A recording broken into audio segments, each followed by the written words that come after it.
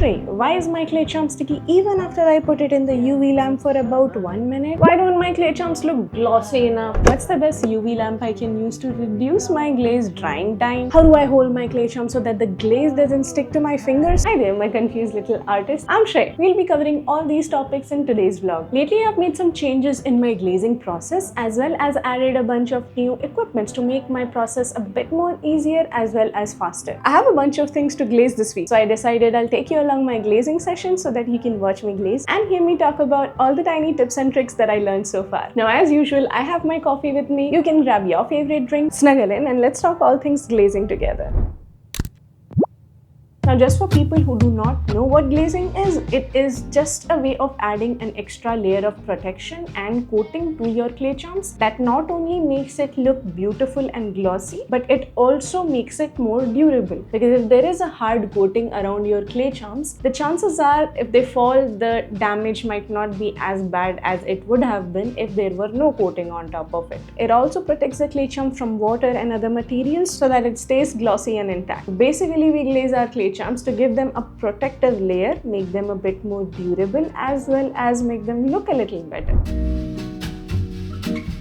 Now, there are many different methods of glazing your clay charms. One method is using varnish. This is one of the most common gloss clay varnish that you will find out there. You just have to use a normal brush, apply it on your clay charms, or you can just dip your clay charms in it. I've seen a lot of artists do the dip it, but the one thing is you'd have to be very careful about the part dripping out from the clay charm once you dip them in this. So you'll have to take a brush and keep on wiping the droplets so that they don't look weird once it dries. And coming to the drying time, it usually takes 30 minutes to 1 hour to dry completely. The second method is using a clear lacquer spray. This is by Cosmos. I no more use it, so it's been lying around in my clay toolbox. To use this, you basically have to open it, shake it a bit, and then spray it all over the clay charms. Now, one issue with this is the reason why I actually dropped using this is because I was not able to control the force with which the spray or the droplets came out, because of which I would often get weird marks on my clay charms and even a bunch of bubbles for some reason. I could never master clear lacquer spray, so I had to drop this and move on to UV resin. This is UV resin. This is what I'm using currently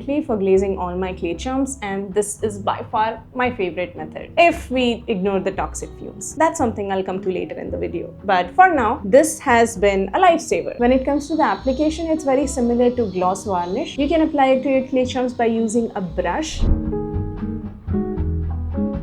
When it comes to the drying part, it is not at all similar to the clay varnish, because clay varnish dries when you leave it out in the air. It's like air dry thing. But this needs UV light. So there are basically two ways of drying a clay charm that has been glazed using UV resin. First one is sunlight. You can put them out in the sun for a long time, keep on rotating them every now and then. I'm not very sure about this part, but I think it will take somewhere between a few hours to a day or two to finally dry completely.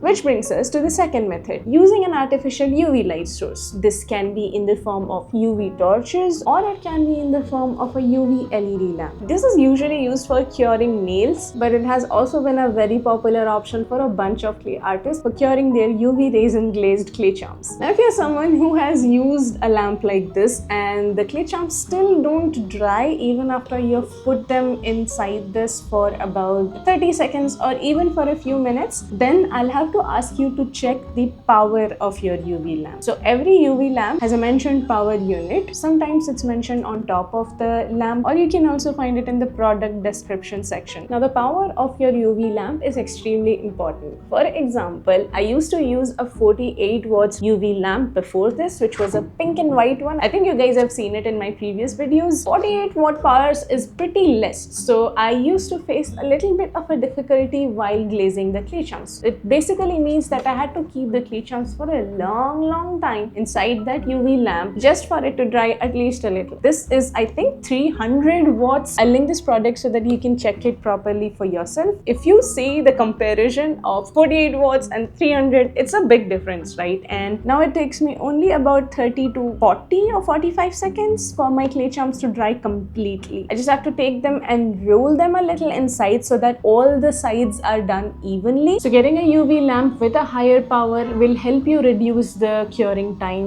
by a significant amount. But please also keep in mind this will cost you a lot more than the normal 48-watt lamp for obvious reasons. This is more powerful and helps us reduce the curing time. That's why it's a lot more costly than the normal one. But this doesn't mean that the normal 48-watt power one won't work. It'll definitely work because I had been using it for about 1.5 years and I've just recently shifted to this. But you just have to keep in mind, if you're using a low power UV lamp, then the curing time will be higher. That means you will have to keep the resin coated clay charms inside the lamp for a longer period.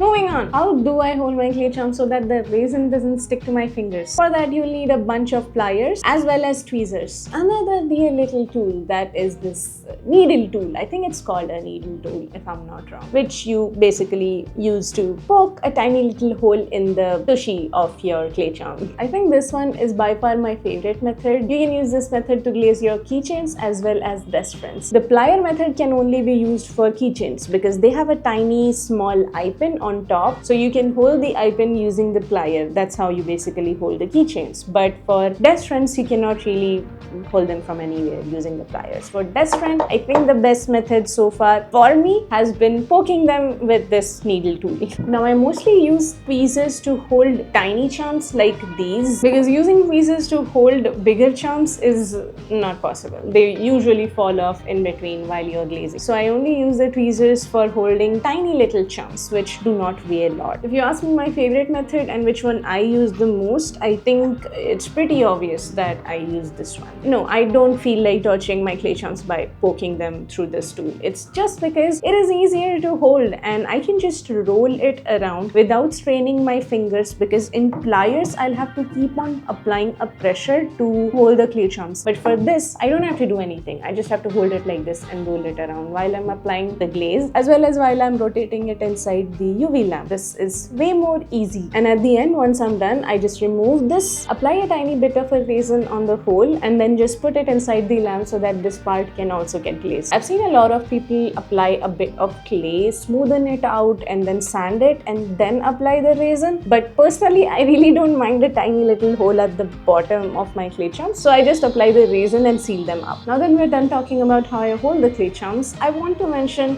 how I use these two tiny tools for another purpose. Oftentimes while I'm glazing, I can see small lint pieces or little dusts and bits on my clay charms. In order to remove those, I need something very thin, pointy and sharp. So I often use my X-Acto knife as well as the needle tool to get the dirt or lint out of the clay charm once I've already applied the resin. We need a coffee break.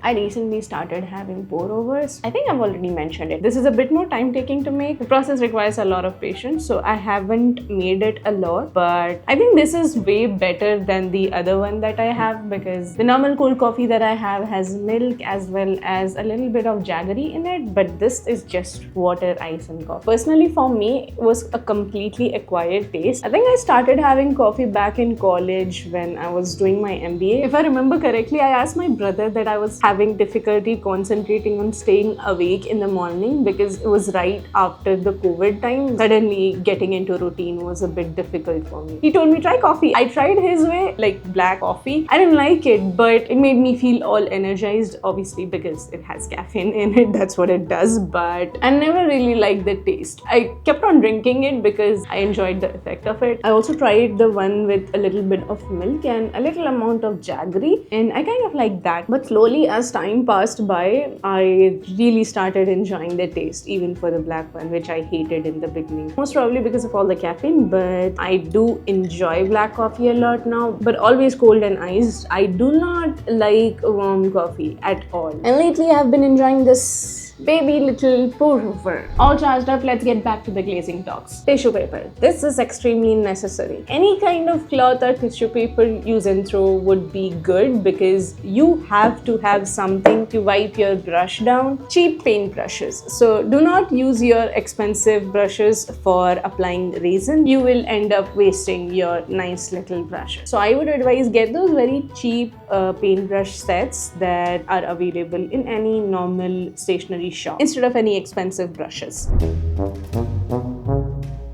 Shrey, why are these inside these tiny little box? So this is obviously the box that belongs to the clay varnish, but that has nothing to do with this. So basically this helps block the light out and keep the brushes in a very dark place. After all that precaution, I still keep this box inside my wardrobe in a corner in a very dark place. You can also put it in your drawer if you want. Now why am I doing all this is because if a little bit of sunlight touches this thing, then it's gonna turn hard, because obviously I've already told you UV resin dries under the sun. But while I'm glazing, I do something else. That's where this tiny little paper cup comes. I have a bunch of these lying around in my house, so I use this, and I also use rubbing alcohol. This is also called isopropyl alcohol. I use this a lot for wiping down my clay, and I use this a lot while glazing my clay charms. And I keep the paintbrush dipped in it while I'm glazing. So once I start glazing, I have this out. The paintbrush stays dipped inside this so that it stays wet throughout. And the tissue that I showed you guys, I keep a tissue right next to this. So I take my paintbrush that was dipped in the alcohol, I dab it on the tissue, and then I use the resin and apply the resin on my clay charms. Once I'm done applying one coating, I take it back. I always keep the brushes dipped in rubbing alcohol while I am drying the resin coating using the UV lamp. Reason being, when there are a lot of clay charms for me to glaze, this small amount of time that I would have kept the brush outside is more than enough time for it to become hard because of all the light around it. So it's always wise to keep them dipped in the rubbing alcohol. This helps increase the lifespan of your brushes. Having said all that, your brushes will eventually become hard over a period of time. These methods that I'm talking about will only help slow down this damaging process. Keep the brushes dipped in rubbing alcohol while working and put them in a very dark box inside a dark little corner so that they don't become hard because of all the light around them. Now another method that a bunch of artists use is pouring a lot of their UV resin inside a paper cup and then dipping the clay charms in it and letting them drip out and then drying them. For me, that method hasn't worked at all. For some reason, I tried it while glazing my previous batch of clay charms and that turned out disastrous for me. I ended up wasting a bunch of my resin because it was getting hard. Even though I was working with all my curtains and everything around me was dark, there was not much natural light, but still I ended up wasting a bunch of resin because it dried pretty quickly for some reason. And I also didn't like the finishing on the clay charms after dipping them in the resin coating. They did look glossy at first, but they kept on dripping and it was very difficult to even out the layer and reach the smaller corners. Some places I found that the resin was too much, some places I found the resin was too less, and I didn't like the overall look. So I gave up that method. I'm still mentioning it because it does work out for a bunch of artists. I think you have to be a bit more careful about a lot of things, so you can try it out. Maybe it will work out for you. Getting a thick glossy coating on your clay charms. So this has been one of my recent achievements actually. Before this, I used to have a thinner glossy coating. It was good enough, but there was something missing about it. I've seen so many clay artists out there on Instagram that have these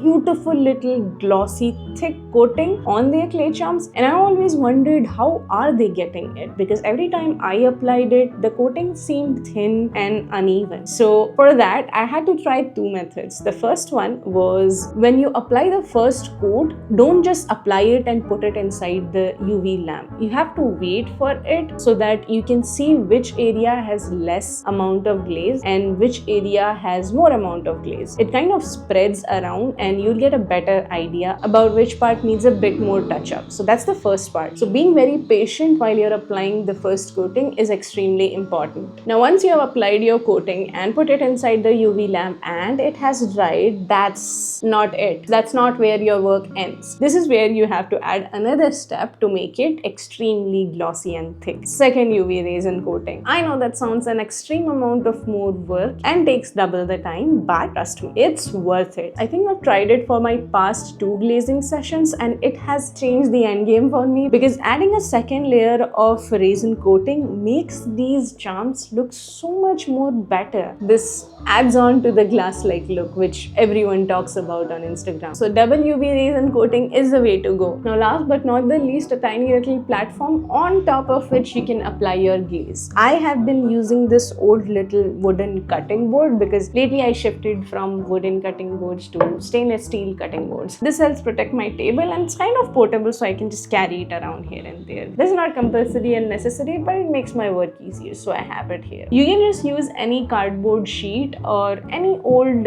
waste platform that you no more use. Now, the most important and compulsory items that you need to have if you're using UV resin for glazing your clay charms. So repeat after me. If I cannot have the next few items for glazing sessions, then I'm not going to use UV resin. I mean it, because in each of my glazing vlogs, I've always asked you guys to use these equipments. If you are not using these protective gears that I'm going to be talking about in the next few minutes, then you're not supposed to use UV resin, because UV resin is toxic. So you have to have proper protective gear while using UV resin. These equipments are costly, so if you cannot afford these, then do not use UV resin. Switch to clear lacquer spray or varnish. Now that I'm done scaring you guys, let's start with the first thing. These are normal little gloves. Now I remember I had talked about industrial grade gloves in my previous glazing vlog, but these are nitrile gloves. I'm sorry if I'm pronouncing it wrong, but I'll leave the link in the description. So I use this instead of the industrial grade ones because the ones that I used to use earlier were a bit more thicker. This is a bit more thin and it works out pretty well when I'm using it for glazing. It doesn't make me feel too constrained, but at the same time it protects my hands. So yay to this. Protective eye goggles. You need to have this. This helps protect your, obviously, eyes. I don't have to explain much about this. Best place to get this is, I think, Amazon or Flipkart, because you can compare the prices. So this, you just have to make sure that it has something that covers or seals the area around it. Most important hero and something that you cannot skip at any cost. This is a respirator mask and it comes with 2 different filters. So you have to basically attach the filters on both its end. It basically protects you from the harmful UV fumes. So once you attach both the filters, it will look something like this. You have to wear it by doing this. I'm not sure if you guys can hear me, but yeah, that's how you use a respirator mask. You have to remember to keep on changing these filters every now and then. And another important thing is, once you're done using your respirator mask, you have to detach it, put it inside a Ziploc bag, and then properly seal it up so that it doesn't come in contact with outside air. It helps keep the quality of the filters intact and you can use them for a bit longer period. Now with that, we're done with our glazing tips and tricks. Thanks a lot for tagging along. I hope it helped you guys. I'll link everything in the description, as well as you probably would have seen all the links pop up in between the videos. If you still can't find something that I talked about, then you can just ask me in the comment section. I'll see you guys soon. Until then, stay cozy. Bye for now. I'm looking for that vintage flame.